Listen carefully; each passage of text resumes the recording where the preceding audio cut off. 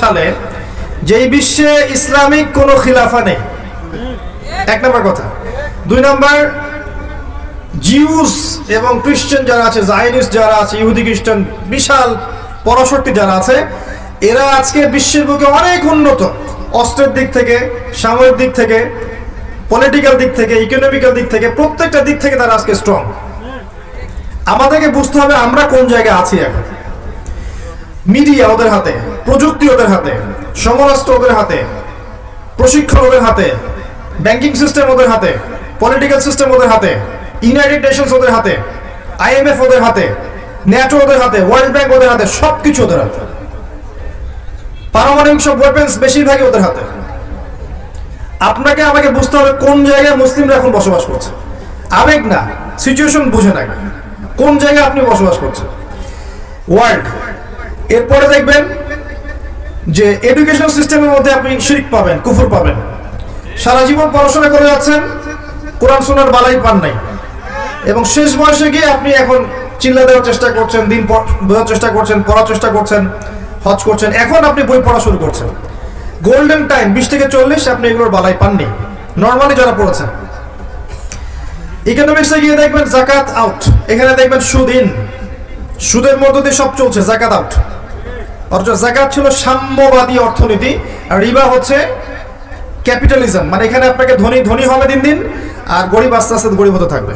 এর রিবার ফলাফল। যাকাত এবং সাদাকা এবং ব্যবসায় টাকা বা মানি মার্কেটে সার্কুলেট করতে থাকে, ঘুরতে থাকে।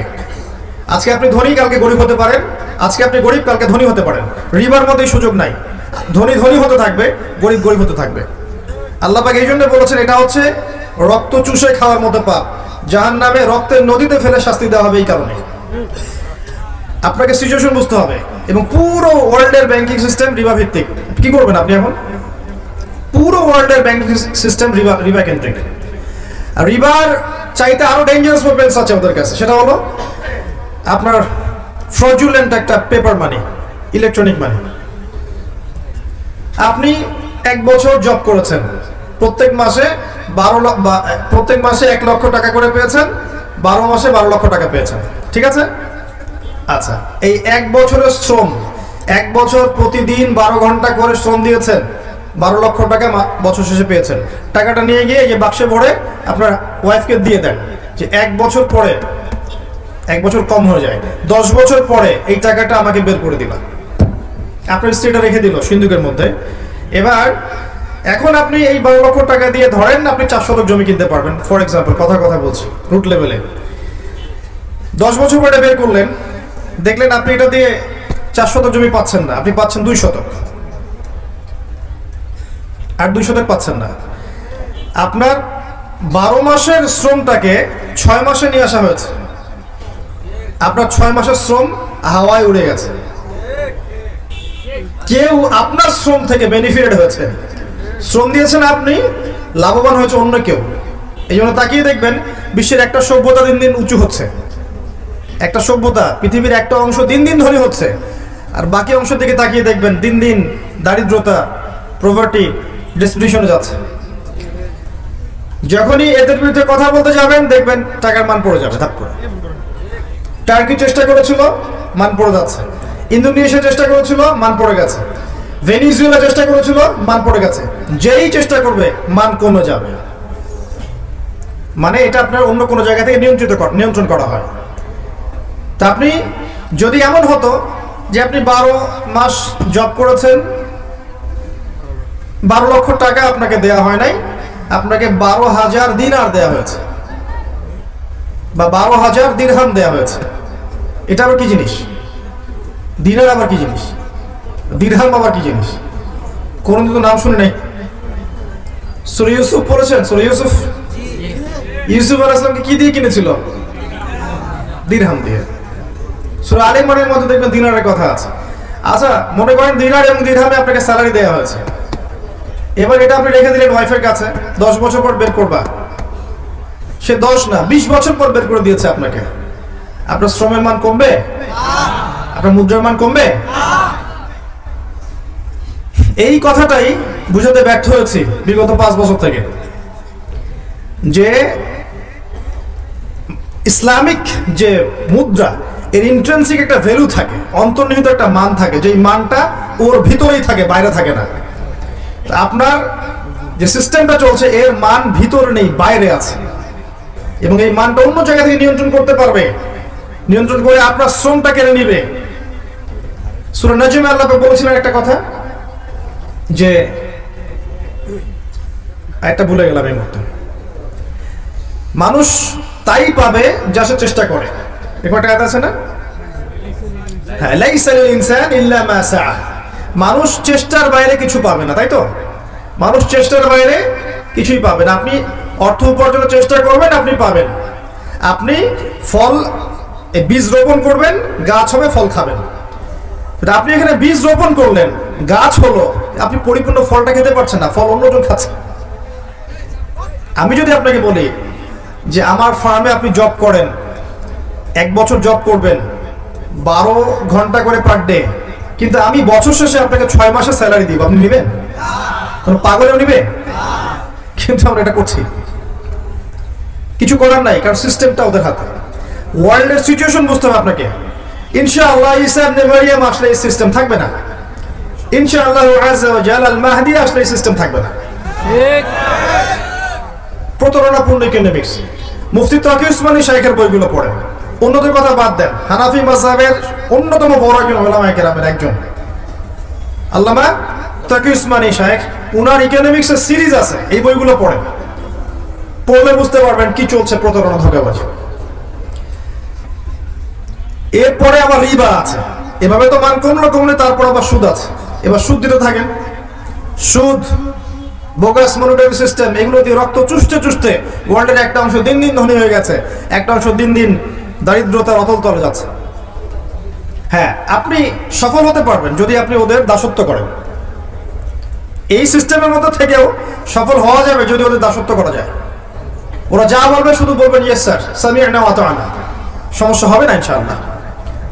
কিন্তু যদি ওদের অন্যায়গুলোর প্রতিবাদ করতে যান, তখন দেখবেন বাঁকা চোখে দেখবে। এখন আমাদের দেশকেও তো বাঁকা চোখে দেখছে না? আমাদের দেশের প্রশাসনকে পর্যন্ত নিষেধাজ্ঞা দিয়ে দিচ্ছে না? আগে যখন বলেছিলাম আমাকেই বলেছিল যে ভালো মন্দ, এখন বোঝেন যাদের কথা বলেছি এদের চরিত্র এরকমই, এরা এদিকেও চোখ রেখেছে, আমাদের দেশের দিকেও খারাপ চোখ রেখেছে।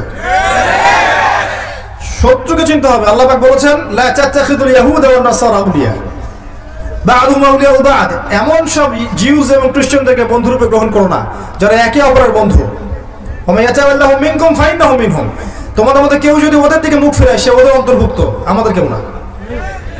তো এখন দেখেন এদিকেও চোখ দিচ্ছে, রিজার্ভ ব্যাংকের টাকা সরিয়ে দিতে বলছে, দেখেছেন? টাকা সরাতে বলছে, কি জন্যে? ভালো নজর নেই। ওরা কখনোই তাওহীদপন্থীদেরকে সহ্য করতে পারবে না। ওরা কখনোই রাসূলুল্লাহ সাল্লাল্লাহু আলাইহি ওয়াসাল্লামের সুন্নাহ যারা ভালোবাসে এদেরকে সহ্য করতে পারবে না। আল্লাহ পাক ওই খাসলত দিয়ে ওদেরকে সৃষ্টি করেননি। They want to rule the world, তারা সারা ওয়ার্ল্ডকে শাসন করতে চায়। দেখবেন চায়না এবং রাশিয়া, এরা ওদের ধার ধারে চায়না রাশিয়া ধার ধারে না। উচিত, আমাদের এখনো উচিত। অনেকে বলবেন যে ওরা তো মুসলিম কান্ট্রি না, আপনি হয়তো কি বলছেন এগুলো। আমি ডিপ্লোম্যাটিক্যালি বলছি, ডিপ্লোম্যাটিক্যালি আমাদের এখনো উচিত চায়না রাশিয়ার দিকেই ঝোঁকা এবং তাদের সাথে অ্যালায়েন্স তৈরি করা, ফ্রন্ট তৈরি করা। যখন পরাশক্তি লড়বে, কোনো একটা পরাশক্তির পক্ষে যাবেই উন্নয়নশীল কান্ট্রিগুলো। চায়না রাশিয়া এখন বেস্ট অপশন। দেখবেন সারা ওয়ার্ল্ডকে এই ইকোনমি রুল করে ফেলছে এখন চায়না। সব জায়গায় দেখবেন চাইনিজ প্রোডাক্ট।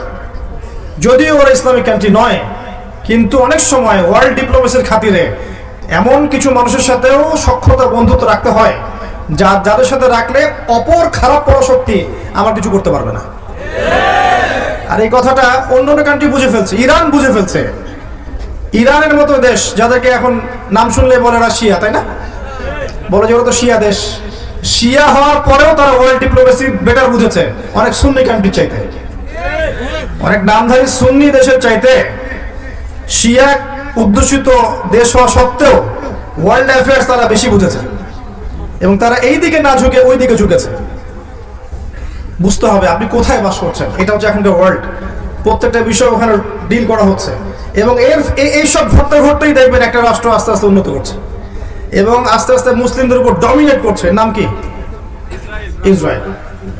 সারা ওয়ার্ল্ডই জানে যে সে জালেম, সারা ওয়ার্ল্ড জানে সে জালেম, সারা বিশ্ব জানে সে জালেম। তারপরেও আরব কান্ট্রিগুলোর কলেজের উপর বসে সে সারা ওয়ার্ল্ডের মধ্যে আরবের তেল নিয়ন্ত্রণ থেকে শুরু করে, পেট্রোডলার নিয়ন্ত্রণ থেকে শুরু করে, ইকোনমি, ফাইন্যান্স, মনিটারি সিস্টেম, আপনার এই যে কি বলবো সামরিক বিষয়গুলো, অস্ত্রশস্ত্র, মিডিয়া, প্রযুক্তি, সব কিছু ওয়ার্ল্ড নখদর্পণে নিয়ে এসেছে মাত্র 70 বছরের ব্যবধানে। মাত্র 70 বছরের ব্যবধানে। এই যে 1914 সাল থেকে 2022, এই 100 বছর, আর ধরে নেন 1947 সাল থেকে এই 2021 এই সাল পর্যন্ত, এইটুক সময়ের মধ্যে এই রাইজ করেছে সেভাবে। এবং এই রাইজিংটা সে বিগত 2000 বছর ধরে করতে পারেনি। বিগত 2000 বছর ধরে এরা বিশ্বের আনাচে কানাচে ঘুরেছে, কোনো দেশ ছিল না, থাকার জায়গা ছিল না, কোথায় বসবে খাবে এই জায়গা ছিল না। তারা আজকে এই মুসলিমদের কলিজের উপর দাঁড়িয়ে কাজ করেছে। আর তখন আমরা কি করছিলাম? আমরা জিলাপি খাচ্ছিলাম, খোরমা খাচ্ছিলাম, মিলাদ করছিলাম, কবরে সেজদা করছিলাম, মাজারে সেজদা করছিলাম। আমরা তখন আপোষে ইখতিলাফ, হানাফি, আহলে হাদিস, সালাফি, তোমার হাত বাঁধা নামির উপরে আমার নিচে, রফুল এদান করা না করা, পায়ে পা লাগানো না, এগুলো নিয়ে ব্যস্ত ছিলাম। আর এগুলোর দিকে ফোকাস না করে অভ্যন্তরীণ দ্বন্দ্বে লিপ্ত থাকলে এখানে নবীর শান নষ্ট হয়নি? চোখের সামনে এদের উত্থান যখন হলো, আর আমরা যখন আপোষে এভাবে বিভক্ত ছিলাম, ইখতিলাফে ব্যস্ত ছিলাম, হালুয়া রুটি সামাই খাচ্ছিলাম, তখন নবীর শান নষ্ট হয়নি? সুবহানাল্লাহ। আপনাকে সিচুয়েশন বুঝতে হবে। এখন এই সিচুয়েশনটা হিট করতে হলে বাহ্যিক চোখ দিয়ে দেখলে আপনি সব বুঝতে পারবেন না। কিভাবে বুঝতে পারবেন? আপনাকে খিজির আলাইহিস সালাম হতে হবে। কে খিজির? সূরা কাহফ খোলেন। নবী মূসা এবং খিজির আলাইহিস সালাম তাদের একটা গল্প আছে না? কয়জন পড়েছে সূরা কাহফ? হাত তুলেন। যেই সূরা আপনাকে মাসিহুদ দাজ্জাল থেকে বাঁচাবে, এই সূরা পড়েছেন 10% মানুষ। দাজ্জালের ফিতনা থেকে বাঁচবেন কিভাবে? আল্লাহর নবী বলেছেন সাল্লাল্লাহু আলাইহি ওয়াসাল্লাম, এই সূরা আপনাকে মাসিহুদ দাজ্জালের ফিতনা থেকেও বাঁচাবে। তাই বলেননি? জুমার দিনে পড়তে বলেছেন, প্রথম 10 আয়াত মুখস্থ করতে বলেছেন। এই সূরার মধ্যে এমন কিছু আছে যা আপনাকে দাজ্জালীয় ফিতনাগুলো চিনতে শিখাবে এবং আপনাকে বিরত থাকার পথ পদ্ধতি বলে দিবে। যদি নাই পড়েন, নাই বোঝেন, কেমন করে শিখবেন? এখানে বসেন তো ভাই, প্লিজ বসেন। নবী মুসা আলাইহিস সালাম আর খিজির আলাইহিস সালামের ঘটনা আছে না? মুসা আলাইহিস সালাম বলেছিলেন যে আমি বিশ্বের সবচেয়ে জ্ঞানী মানুষ। আল্লাহ পাক ধরেছেন, না তুমি জ্ঞানী মানুষ নও সবচেয়ে, আরেকজন বান্দা আছে আমার, সে তোমার চেয়ে বেশি জানে। তার নাম খিজির। খিজির মানে শ্যামল। তিনি যেখানে বসতেন সেই জায়গা সবুজ হয়ে উঠত। মুসা আলাইহিস সালাম বললেন যে আমি তার সাথে মিট করতে চাই, জ্ঞান শিখতে চাই। আল্লাহ পাক বললেন একটা মাছ নাও, এই যে থলির মধ্যে রাখো, সফর করতে থাকো, মাজমাউল বাহরাইন, দুই সাগরের মিলনস্থলে তুমি তাকে পাবে। যখন দেখবে মাছটা জীবিত হয়ে সাগরে চলে গেছে, তখন সেখানে তুমি ওকে পাবে। সফর করতে থাকলেন, এক পর্যায়ে পেলেন, পাওয়ার পরে বললেন আমি আপনার কাছে জ্ঞান শিখতে চাই। তো খিজির আলাইহিস সালাম বললেন ইন্নাকা লান তাস্তাতিআ মাইয়া সাবরা, তুমি আমার কাছে ধৈর্য ধরতে পারবে না, তুমি আমার সাথে ধৈর্য ধরতে পারবে না। মুসা আলাইহিস সালাম বললেন ইনশাআল্লাহ আমি ধৈর্য ধরবো। ইনশাআল্লাহর বরকতে তাকে সাথে নেওয়া হলো। সফর করতে থাকলেন। 3টা ঘটনা ঘটলো। কি ঘটনা? একবার ওই নৌকা ফুটা করে দিলেন, মনে আছে? অনেকে মাথা নাড়ছেন, কেউ নাড়ছেন না। মনে আছে? নৌকা চলে গেলেন, মাঝি নৌকা পার করলো, ফ্রি অফ কস্ট, টাকা নিলেন না, কিন্তু নৌকা খিজির আলাইহিস সালাম ফুটা করে ফেললেন। অপরাধ না? বাহ্যিক চোখ দিয়ে কি মনে হচ্ছে? অপরাধ। এবার একটা বাচ্চার সাথে দেখা হলো, গোলাম, ছোট বাচ্চা, তিনি ধরলেন, হত্যা করলেন, জবাই করে ফেললেন। অপরাধ না? বিশাল অপরাধ। এরপর একটা গ্রামে গেলেন, মেহমানদারি চাইলেন, খাবার পানি কিচ্ছু দিল না। তো খিজির আলাইহিস সালাম সেখান থেকে চলে আসার আগে ওই বাড়িরই একটা দেয়াল পড়ে গিয়েছিল, সেই দেয়ালটাকে নিজের মেহনত দিয়ে তৈরি করে দিলেন। আর মুসা আলাইহিস সালাম বললেন যারা খাবারও দিল না, পানিও দিল না, আপনি উল্টা তাদের দেয়াল নির্মাণ করে দিলেন, কিছু পারিশ্রমিক তো নিতে পারতেন। এই 3 বার তিনি ভেটো দিয়েছেন। আর তৃতীয় প্রশ্ন করার পরেই খিদর আলাইহিস সালাম বলেছেন যে হাদা ফিরাকু বাইনি ওয়া বাইনাক, তোমার সাথে আমার একটা ফিরাক, আর তোমার সাথে আমার চলা হলো না। আমাদের নবীজি বলেছিলেন সাল্লাল্লাহু আলাইহি ওয়াসাল্লাম, যদি মুসা আলাইহিস সালাম সেদিন প্রশ্নগুলো না করতেন তাহলে আর অনেক কিছু শেখা যেত। তো যাই হোক, ফেরাকের আগে তিনি বললেন যে আমি তোমাকে জানিয়ে দেব কি কারণে আমি এই কাজগুলো করেছি। যে নৌকাটা ফুটা করেছি এটা এই কারণে করেছি যে ওই নৌকার পিছনে একটা জলদস্যু ছিল। যদি নৌকাটা ভালো থাকতো তাহলে তারা নৌকাটা হাইজ্যাক করে ফেলতো। আমি ফুটা করে দিয়েছি যাতে করে নৌকাটা হাইজ্যাক না করে। কথা বুঝতে পারছেন? আচ্ছা, বাচ্চাটাকে হত্যা করেছি আমি নিজের ইচ্ছায় করিনি, আল্লাহর হুকুমে করেছি। আল্লাহ পাক বলেছেন যে এই বাচ্চা যদি বড় হয় তাহলে অনেক বড় কাফের হবে এবং পিতা মাতাকেও কুফরিতে নিয়ে আসবে, এই কারণে আমি এটাকে হত্যা করেছি। আর ওই যে দেয়ালটা নির্মাণ করেছি, ওই দেয়ালটা ছিল ওই বাড়ির ইয়েতিম 2 বাচ্চার পৈতৃক সম্পত্তি রেখে যাওয়া দেয়াল। মানে এই দেয়ালের নিচে পৈতৃক সম্পত্তি আছে ওদের, গুপ্তধন। যদি আমি নির্মাণ না করতাম অন্য মানুষ নিয়ে যেত। নির্মাণ করেছি যাতে এই 2টা ইয়েতিম বাচ্চা বড় হয়ে এটা পায়। তো আপাত বাহ্যিক চোখ দিয়ে তোমার কাছে মনে হয়েছে 3টা কাজ খারাপ, তাই না? অন্যায় করেছেন, নৌকা ফুটা করেছেন, বাচ্চা হত্যা করেছেন, দেয়াল নির্মাণ করে পারিশ্রমিক ছাড়াই, অন্যায়। তুমি ধৈর্য ধরতে পারো নাই, কিন্তু প্রকৃত অর্থে এই 3টা কাজ কিন্তু অন্যায় ছিল না। এর পিছনে একটা ভ্যালিড কারণ ছিল। তাই বাহ্যিক চোখ দিয়ে যদি আপনি বিশ্বকে দেখেন, উম্মাহকে দেখেন, অর্থনীতি দেখেন, রাজনীতি দেখেন, আপনি বুঝতে পারবেন না সত্য কোনটা মিথ্যা কোনটা। ভিতরের চোখ দিয়ে আপনাকে দেখতে হবে যে কোনটা সত্য কোনটা মিথ্যা, কোনটা হক কোনটা বাতিল, কোনটা ন্যায় কোনটা অন্যায়, কোনটা আসলেই হচ্ছে কোনটা হচ্ছে না। এখন এই মনের চোখ খোলার জন্য পদ্ধতি কি? কয়েকটা কথা বললাম আগেই। পরকালকে বেশি স্মরণ করেন, তাওহীদে থাকেন, সুন্নতে থাকেন, হালাল খান, বেশি বেশি কোরআন তেলাওয়াত করেন, জিকির আজকার বাড়িয়ে দেন, মৌতের স্মরণ বাড়িয়ে দেন, আল্লাহর কাছে নূর চান, আল্লাহ আমাকে নূর দেন। বেশি বেশি পড়াশোনা করেন, কিন্তু পড়াশোনা করলেই নূর পাওয়া যাবে না। নূর আল্লাহর কাছে ভিক্ষা চাইতে হবে, আল্লাহ আমাকে দূরদর্শিতা দেন, আমাকে বাসিরা দেন, হিকমা দেন, নূর দেন। দেখবেন আল্লাহর পক্ষ থেকে নূর আসবে ইনশাআল্লাহ। তখন আপনি ওয়ার্ল্ড অ্যাফেয়ার্স লিড করতে পারবেন, আপনি কোরআন সুন্নাহকে দিয়ে ওয়ার্ল্ডকে ডিল করতে পারবেন। মানুষের কাছে প্রচার করবেন, এতটুকুই। ফোর্স করার তো কোনো দরকার নাই। ফাযাক্কির ইন্নামা আনতা মুযাক্কির, এতটুকুই দায়িত্ব। এরপরে মানুষ শুনবে, দলিল যাচাই করবে, যারা সত্যিকারের সৎ মন নিয়ে শুনেছে এরা হয়তো মেনে নিবে, প্রস্তুতি গ্রহণ করবে আগামীর জন্য। যারা মানবে না ওদের কাছে মনে হবে পাগলের প্রলাপ, বোগাস কথাবার্তা, কি বলে উল্টাপাল্টা কথা। এই হবে পরিণতি। কিন্তু হিস্ট্রি এগিয়ে যাবে, ওয়ার্ল্ড এগিয়ে যাবে। এখন যে আমরা 2021-22-এ বসে আছি, এটা 21-22 থাকবে না। আস্তে আস্তে ওয়ার্ল্ড এগিয়ে যাবে, আরো জলোচ্ছ্বাস আসবে, ভূমিকম্প আসবে, ম্যাসাকার হবে, আরো মহামারী ছড়াতে পারে, আরো পলিউশন হবে ওয়ার্ল্ডে, পরাশক্তিদের মধ্যে যুদ্ধ বাড়বে, নিউক্লিয়ার যুদ্ধ পর্যন্ত হতে পারে, ওয়ার্ল্ডে নিউক্লিয়ার যুদ্ধ পর্যন্ত হতে পারে। ওয়ার্ল্ড এমন একটা জায়গায় বসে আছে, ওয়ার্ল্ডের এই যে ইকোনমিক সিস্টেমটা কোলাপস করে যেতে পারে, টেকনোলজি যেগুলো আছে এগুলো নাও থাকতে পারে। যাই হোক, কিন্তু সামনে যে মুসলিমদের একটা কঠিন সময় আসছে এটা স্পষ্ট। এবং এর পরে যে আল্লাহ রাব্বুল আলামিন মুহাম্মদ সাল্লাল্লাহু আলাইহি ওয়াসাল্লামের বংশধরদের মধ্য থেকে একজনকে বের করবেন, যার নাম মুহাম্মদ, যার বাবার নাম আব্দুল্লাহ, যার মায়ের নাম আমিনা।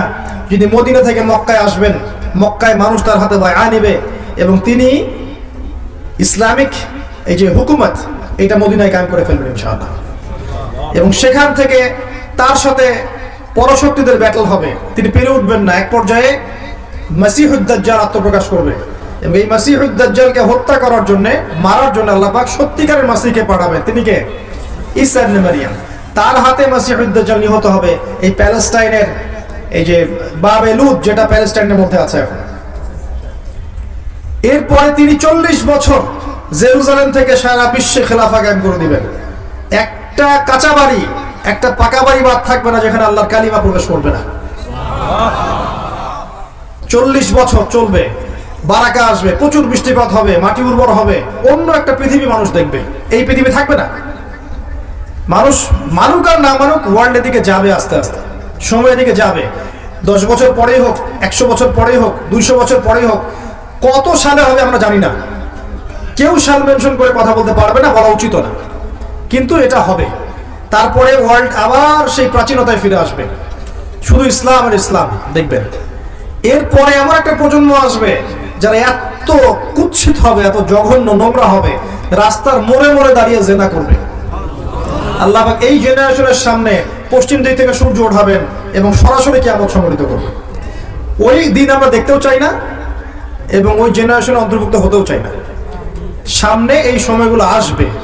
এখন মাঝখানে এই সময়টাতে আপনার প্রিপারেশন কি করতে যাচ্ছেন? না একটা মাহফিল যথেষ্ট? শুধু 5 ওয়াক্ত নামাজ পড়াই কি যথেষ্ট? আমরা যা করছি দিনের জন্য, একটা মাদ্রাসায় বসে শিক্ষকতা করছি, ধরেন 5 ওয়াক্ত নামাজ পড়ছি, একটা ব্যাংকে বসে আছে, একটা চাকরিতে বসে আছে, বা সমাজের নেতৃস্থানে কোনো জায়গায় বসে আছে, এটাই কি এনাফ ইসলামের বিজয়ের জন্য? সবার জায়গা থেকে সবাই যদি দিনের বোঝাটা কাঁধে না নেই তাহলে কি বিজয় হবে? শুধু শোডাউন করে হবে? একে অপরের সাথে কাদা ছোড়াছড়ি করে হবে? অভ্যন্তরীণ বিভক্তিতে হবে? এই দল ওই দল মারামারি কাটাকাটি এগুলো করে হবে? হবে না। আমাদেরকে এগিয়ে যেতে হলে, আবারও বলছি, স্পেশালি ইয়াংদেরকে বলছি, প্রচুর পড়াশোনা করতে হবে, প্রচুর পড়াশোনা করতে হবে। আমাদের এখন পড়াশোনাই জিহাদ, এটা বড় একটা কাজ। আপনি মনে করছেন যে ইসলামিক জিহাদের কনসেপ্ট আছে, আপনি একসময় আল্লাহর পথে যাবেন, শাহাদাত বরণ করবেন ইত্যাদি ইত্যাদি। জ্ঞান অর্জন করেন, আগে পড়েন, কোরআন পড়েন, আরবি ভাষাটা শেখেন, হাদিসের বইগুলো পড়েন, ইসলামের ইতিহাস পড়েন, ফিলোসফি পড়েন, ওয়ার্ল্ড অ্যাফেয়ার্স গুলো বোঝেন, জ্ঞান অর্জন করে স্মার্ট হন। আপনাকে ওয়ার্ল্ডটাকে ডিল করতে হবে, আপনাকে সিচুয়েশন বুঝতে হবে, তারপরে আপনি যেন যে আমলে যান, পরিবার গঠনের দিকে যান, হালাল রিজিকের দিকে যান, একটা নেককার মেয়েকে বিয়ে করেন, পরবর্তী প্রজন্ম গড়ে তোলেন। আস্তে আস্তে আস্তে আস্তে আপনি আপনার জান, আপনার মাল, সময়, শ্রম, মেধা দিয়ে দিনের খেদমত করতে থাকেন। এবং আমরা কোন পরিবেশে বসবাস করছি এটা বোঝার চেষ্টা করেন, স্মার্টলি দিনের কাজ করেন, এমন কোনো ইনিশিয়েটিভ নেবেন না যাতে উম্মার উপকার যে ক্ষতি হয়ে যায়। আপোষের ইখতিলাফগুলো দূর করে ফেলেন। ইখতিলাফ করতে থাকলে কিয়ামত পর্যন্ত কোনো সলিউশন আসবে না, কোনোদিন সলিউশন আসবে না। যতই ইখতিলাফে আপনি কাউন্টার দেন, সে একটা কাউন্টার দিবে, আপনি আরেকটা কাউন্টার দেন, সে একটা কাউন্টার দিবে। বিশ্বাস করেন, শুধু এই কারণেই, শুধু এই কথা চিন্তা করেই আমার জীবনে আমি এমন অনেক ক্ষেত্রে চুপ থেকেছি যেখানে আমি 10টা লাইন বলতে পারতাম, ইচ্ছা করে আমি চুপ থেকেছি। কারণ আমি যদি 10 লাইন বলি আর একজন 20 লাইন বলবে, সে যদি 20 লাইন বলে আমি আরো 10 লাইন বলতে যাই, সে আরো 30 লাইন বলবে। এই সিলসিলা চলতে থাকলে সলিউশন কখনো আসবে না। মান সামাতে রাজা, আপনি যদি হকপন্থী হয়ে থাকেন, আল্লাহর কবুলিয়ত আপনার কাছে থেকে থাকে, আপনি সৎ হন এবং আপনি ইনোসেন্ট, আপনি অন্যায় করেন নাই, দেখবেন আল্লাহ আপনাকে কবুল করে নেবেন ইনশাআল্লাহ। বাতিল ধুলোর মতো উড়ে যাবে ইনশাআল্লাহ। তো আল্লাহর রাস্তায় আমরা আপোষে ভাই ভাই হয়ে যাই, সবাইকে ভাই মনে করতে শেখেন। আমরা যারা আছি, যে কোনো মাযহাবে হোক না কেন, যে কোনো তরিকায় হোক না কেন, যে কোনো আলেমের সোহবতে থাকুক না কেন, সবাই আমরা মুসলিম ভাই। সবার ভালোটুকু নিয়ে নেন, খোলা মনে ভালোটা রিসিভ করে নেন। আর সবার বিতর্কিত বিষয় যেগুলো আছে এগুলোকে বাদ দিয়ে দেন, ছেড়ে দেন। সরকারের নসিহতকামী হন, কল্যাণকামী হন।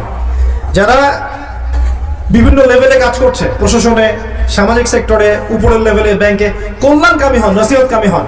শত্রুতা পোষণ করে তাদেরকে আপনি দিনের পথে আনতে পারবেন না। মূসা আলাইহিস সালামকে আল্লাহ পাক বলেছেন, ফিরআউনের কাছে যাও, ইযহাবা ইলা ফিরআউনা ইন্নাহু তাগা ফাকুলা লাহু কওলান লাইয়িনা। ফিরআউনের মতো কাফেরের কাছে গিয়ে ইসলামের দাওয়াত দাও, কিন্তু তার সাথে নরম ভাষায় কথা বলো। উগ্রতা দিয়ে, বোমাবাজি করে, আপনার সন্ত্রাসবাদ ছড়িয়ে, বা ওই যে আইএসএস এর মতো আমেরিকান এজেন্ট হয়ে আপনি কখনো ইসলাম কায়েম করতে পারবেন না। মধ্যমপন্থী থাকুন, শৈথিল্যবাদী হবেন না, উগ্রপন্থী হবেন না। সমাজের প্রত্যেক সেক্টরে মানুষের জন্য নসিহতকামী হন, কল্যাণকামী হন। মাউইযাতুল হাসানা দিয়ে, আকীদা আমল সংশোধনের মধ্য দিয়ে সবার কল্যাণকামী হয়ে দিনের পথে নিয়ে আসেন। ইনশাআল্লাহ দেখবেন এক পর্যায়ে একটা ইউনাইটেড মুসলিম উম্মাহ গড়ে উঠবে। আমি বিশ্বাস করি যে আমরা যদি একসময় নাও থাকি, ইনশাআল্লাহ এমন একটা প্রজন্ম আসবে সামনে যারা ইনশাআল্লাহ তাআলা দেখবেন প্রকৃত ইলম অর্জন করবেই ইনশাআল্লাহ। যারা আমাদের মতো আসলে অথর্ব হবে না ইনশাআল্লাহ, আমাদের মতো প্যারালাইজড হবে না ইনশাআল্লাহ, আমাদের মতো অন্তর্দৃষ্টিহীন হবে না ইনশাআল্লাহ। যারা জানা অনুযায়ী আমল করবে, হালাল খাবে, হারাম খাবে না, না খেয়ে থাকলেও হারাম খাবে না, যারা আদর্শ পরিবার গড়বে ইনশাআল্লাহ, কোরআনের মশাল হাতে নিয়ে তারা এই জাহেলিয়াত দূর করবে ইনশাআল্লাহ। দেখবেন ওরা ওদের জান দিয়ে, মাল দিয়ে, সময় শ্রম দিয়ে আল্লাহর জমিনে আল্লাহর দিন কায়েম করে ছাড়বে ইনশাআল্লাহ। মাঝখানে আল্লাহ আমাদেরকে সময় দিয়েছেন, কাউকে 20, 30, 40, 50 বছর। এই সময়টুকু আপনি কিভাবে কাটাতে চান, ডিসিশন ইজ ইয়োর্স, আপনার সিদ্ধান্ত। আজকের পরেও যদি এত মাহফিলে খোলামেলা কথা কখনো হয় আমি কিন্তু জানি না, মাহফিল আমার খোলামেলা কথা বললাম ওয়ার্ল্ড অ্যাফেয়ার সম্পর্কে, এরপরেও যদি আপনাদের চোখ না খোলে যে আমরা কোথায় আছি, আমাদের প্রকৃত শত্রু কারা, আমরা কি নিয়ে ব্যস্ত আছি, তাহলে আমি বলবো যে আসলে আমাদের সামনে তাকদিরে খারাপ ছাড়া কোনো ভালাই নাই। আল্লাহ বোঝার তৌফিক দান করুন, আল্লাহুম্মা আমিন। ইয়াং জেনারেশনের প্রতি